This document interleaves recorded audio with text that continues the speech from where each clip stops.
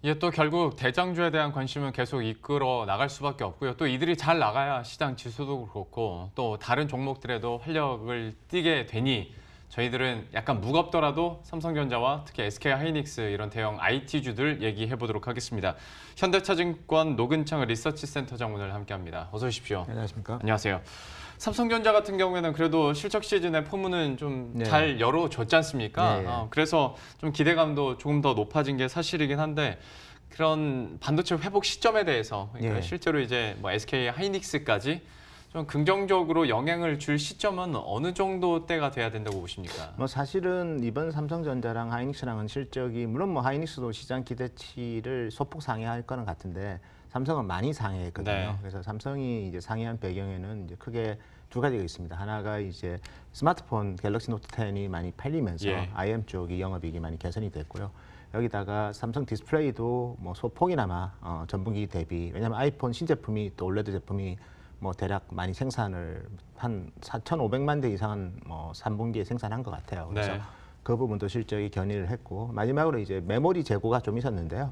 그걸 다 소진하는 그런 출하량 증가가 있었습니다. 그래서 반도체도 경쟁사보다는 좀 양호한 실적이 나온 것으로 추정하고 있기 때문에 예. 뭐 삼성의 실적이 좀 더 좋았는데 회복은 이미 PC 디램 같은 경우에는 8월, 9월 달에 고정 가격 하락이 멈추었습니다.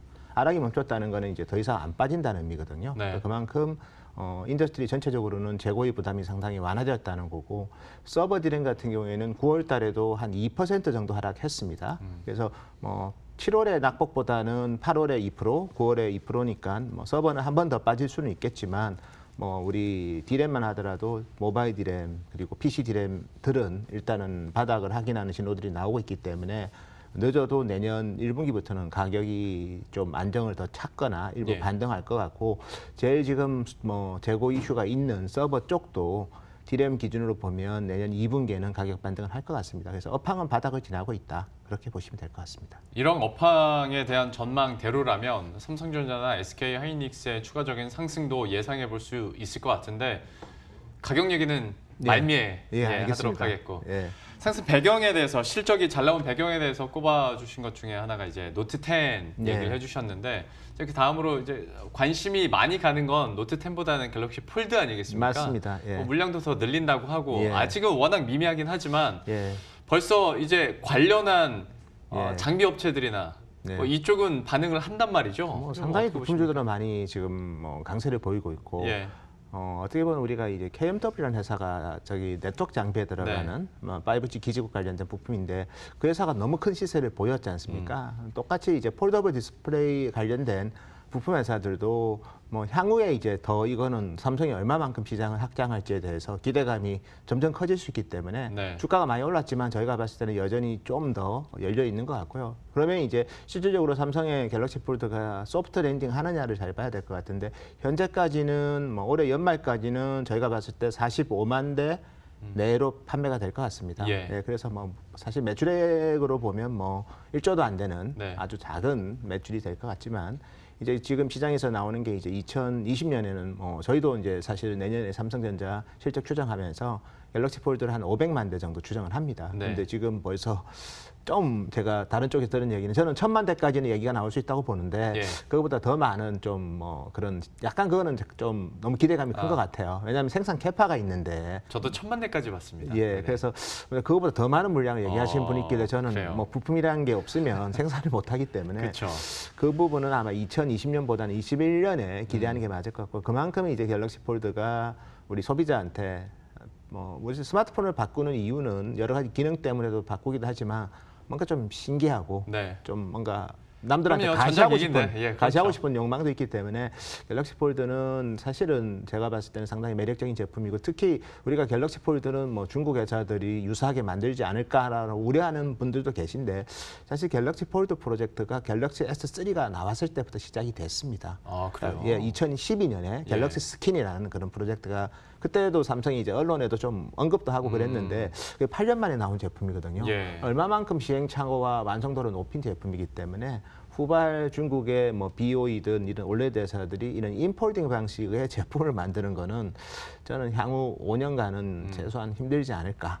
그리고 저렇게 이제 안 부러지고 그렇죠. 예. 20만 번 이상 접어도 그게 훼손이 안 될 정도의 제품은 저는 향후 5년간은 쉽지는 않을 것 같고요. 그렇게 본다면 삼성 갤럭시 폴드의 전성 시대와 함께 삼성 디스플레이의 전성 시대도 같이 이어질 수 있기 때문에 저는 우리가 너무 이제 메모리 반도체한테 많은 짐을 줬어요. 예. 삼성전자 전체 영업이익의 76%가 작년에 이제 반도체에서 나왔고 네. 그리고 나서 이제 올해 이익이 급감을 했지만 향후에 이제 삼성전자가 2018년보다 높은 이익을 저는 향후 3년 내에는 기록할 거라고 봅니다. 예. 그 중심에는 반도체도 있지만 이런 삼성 스마트폰의 IM과 삼성 디스플레이가 같이 견인을 한다면 여기에 시스템 반도체까지 파운드리 필두로 해서 견인을 한다면 좀 너무 메모리에 많은 주는 이익 집중도에 있다는 피로감이 예. 많이 해소되면서 한국 IT에 대한 재평가도 동시에 진행되지 않을까 그래 보고 있습니다. 이 반도체에 너무 짐을 많이 지었다라는 표현에 동감합니다. 예. 하다 보니 이제 요즘에 디스플레이 얘기도 더 자주 하게 되는데 예.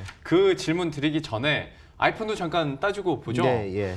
11 뭐 혁신이든 놀람이든 있건 없건 간에 예. 여기에 대한 어떤 수혜는 또 국내 기업 중에 있을 거 아닙니까? 예, 맞습니다. 이 때문에 실제로 모멘텀을 가져가는 기업도 있고. 예, 뭐 중국에서 생각보다 반응이 좋고 그다음에 이제 LCD 모델인 11에 대해서 좀 더 많이 만든 것 같고 물론 뭐 프로랑 맥스 이 올레드 모델도 뭐 한 4천만 대 중반은 되는 것 같아요. 네. 3분기에 생산량 기준으로. 그리고 LCD 모델이 한 뭐 4천만 대 가까이 돼서 한 8천만 대 좀 넘는 수준인데 이제 가격 인하를 좀 했거든요, 애플이. 예. 그래서 사실 뭐 혁신은 뭐 트리플 카메라 뭐 미리 나왔죠, 다른 회사들은. 그래서 저 부분은 그렇게 뭐 엄청난 차별화는 안 되는데 또 아이폰이 또 트리플을 달았고 여기다가 가격을 좀 과거보다는 좀 착하게 프라이싱을 해서 좀 결과가 괜찮은 것 같은데요. 예. 근데 좀 더 지켜볼 필요는 있습니다. 아직까지 미중 간의 갈등이 해소되지도 않았고 중국에서 또 애국심 마케팅이 여전히 유효하기 때문에 네. 다만 이제 3분기 실적은 생산을 하는 부품회사 입장에서는 상당히 좋겠죠. 일단 만들어 놓고 재고 추이를 볼 거니까. 예. 4분기는 변동 요인이 있지만 3분기 실적만 놓고 보면 상당히 이제 괜찮은 회사들이 있을 거고 중심에는 당연히 카메라 모듈을 그다음에 페이스 아이디라고 해서 이제 우리 어쨌든 우리 TOF라고 합니다. 타임 예. 오브 라이트 모듈. 얼굴 인식 관련된 그쪽을 독점 공급하는 뭐 독점은 아니고 가점적으로 공급하는 뭐 LG노텍이 가장 큰 수혜를 받을 것 같고 또 올레드 쪽 모델 비중이 높았다면 FPC 회사들도 좀 네. 기회가 많지 않았을까 그렇게 보고 있습니다. 아이폰 신제품과 관련된 수혜 종목들도 잠깐 언급을 해드렸고요. 이번에는 또 굵직한 디스플레이 얘기를 해보도록 할 텐데 사실 투자 소식이 차일피일 미뤄지면서 실망감도 많았었고 어닝 컨센서스 하향 조정되는 큰 업종군 중에 하나가 또 디스플레이이기도 했었는데 13조 투자가 나왔습니다. 뭐 부족하다고 생각하는 분들도 물론 있습니다만은 그래도 투자가 시작됐다는 거에 대해서 좀 긍정적으로 여기면서 투자에도 연관 지을 수 있을까? 여기에 대해서는 좀 전망 어떻게 하세요? 뭐 삼성이 지금까지는 QLED TV로 드라이브를 걸다가 어쨌든 올해 이제 OLED TV가 글로벌하게 한 350만 대 그리고 QLED TV가 한 500만 대 정도 팔립니다. 그래서 OLED TV가 올해는 좀 성장 속도가 좀 둔화는 되지만 LGD가 어쨌든 강조의 8.5세 라인을 투자하면서 예. OLED TV 이제 1000만 대 시대가 열리는 거에 대한 위기감도 좀 있는 거고 그래서 삼성도 뭐 이제 그냥 QLED는 어쨌든 LCD니까 결국은 이제 자체 발광하는 OLED를 통한 차별화의 욕구는 당연히 있는 거고 예. 왜냐하면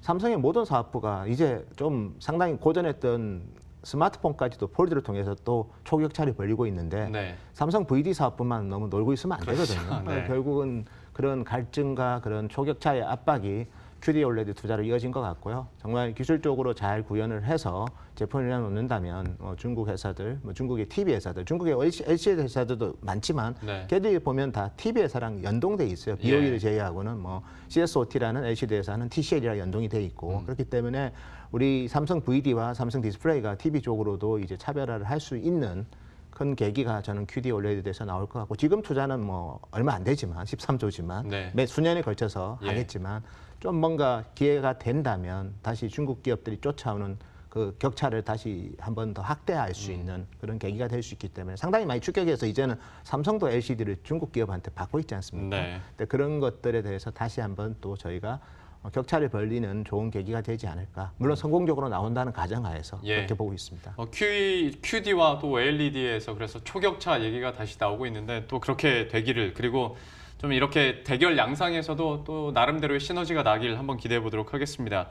그리고 이제 약간 다른 얘기일 수는 있는데 근데 국내 국산화와 관련해서 네. 요즘에는 좀 이야기를 상대적으로 덜 하긴 합니다만은 이거는 계속 진행이 되고 있는 일이지 않습니까? 그 사실은 이제 크게 두 가지인 것 같아요. 일단 정부 차원에서도 지원을 많이 하려고 하고 있고, 뭐 물론 아직까지는 좀 더 확대하긴 해야 돼요. 예를 들면 개발비 세액 공제율을 좀 높여줘서 네. 좀 더 우리 국내 업체들이 인센티브를 더 제공할 필요는 있는 것 같고, 두 번째는 이제 삼성이나 하이닉스는 좀 적극적으로 국산화하는 거에 대해서 과거보다는 훨씬 적극적입니다. 네. 그래서 뭐 훨씬 분위기는 좋은데 아직은 그래도 이게 핵심 소재, 특히 예를 들어서 99.999%인 에칭 가스 같은 경우에는 예. 바로 대체하기는 힘들거든요. 네. 그거는 어쨌든 다른 국가를 통한 이온화랑 뭐 이런 노력들이 필요하겠지만 어쨌든 우리가 지금까지 한국에서도 일부 했던 범용 소재까지도 이제는 비중을 높이려고 하고 있고, 또 일부 일본이 상당히 독점하고 있는 이번에 우리 개별화가 품목 3개 말고도 예. 나머지 또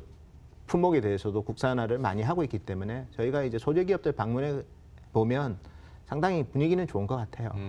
좀 더 적극적으로 채택하려는 그런 우리 대기업들의 의지들이 많이 확인되고 있기 때문에 예. 그래서 저는 뭐 이게 어느 시점에 오늘부터 한다고 바로 내일 되는 건 아니겠지만 그렇죠. 네. 큰 디렉션이 그렇게 정해져 있으면 그러면서 비중이 올라가는 그런 그림으로 간다면 한국 소재 산업이 지금보다는 한 번 더 레벨업 되지 않을까 그렇게 보고 있습니다. 혹시 말씀하시면서 머릿속에 언뜻 스치는 기업명이 있습니까? 제가 개별 기업들 언급은 좀 자제하는 편이라서. 알겠습니다. 예.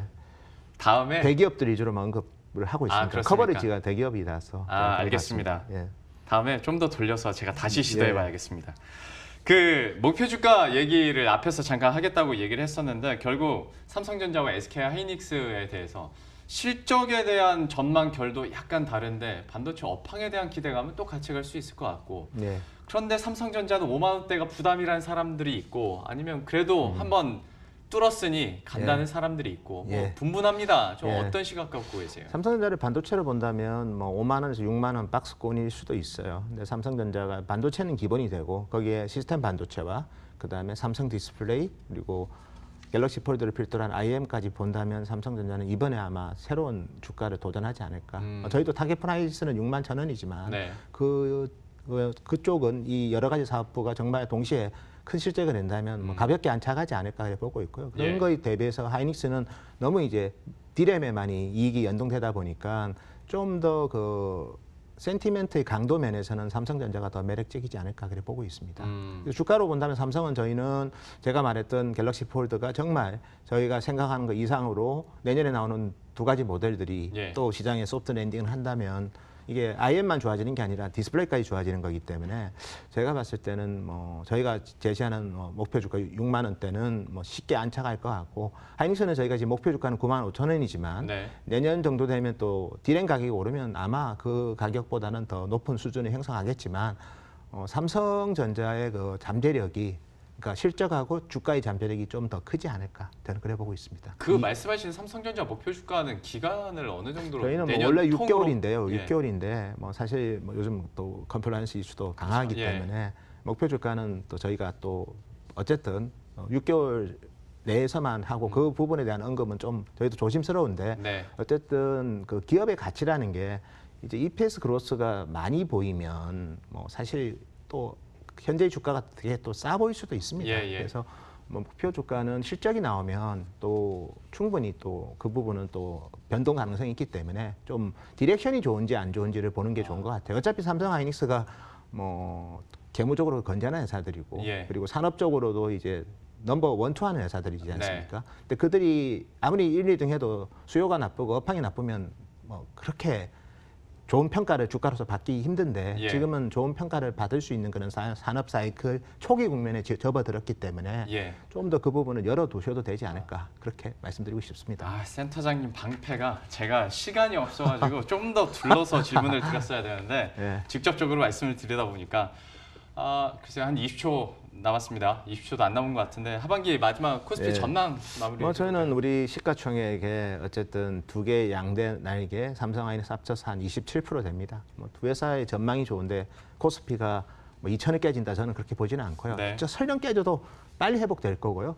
그리고 지금 우리 금리 인하를 이렇게 하고 있지 않습니까? 아마 내년 되면 뭐 0.75%까지 간다면 이건 너무 유동성이 많이 보강되는 거기 때문에 네. 한번 다시 생각해 봐야 될 것 같아요. 위험 자산을 안 위험할 수 있습니다. 그런 차원에서 코스피는 좀 많이 저는 여전히 열려 있다고 2로 열려 있다고 그래 보고 있습니다. 알겠습니다. 간단하게 또 센터장님의 코스피 전망까지 들어봤습니다. 현대차증권 노근창 리서치 센터장과 함께했고요. 저희들도 여기서 바로 인사드리도록 하겠습니다. 끝까지 마무리 잘 하십시오. 시청해주신 여러분 고맙습니다.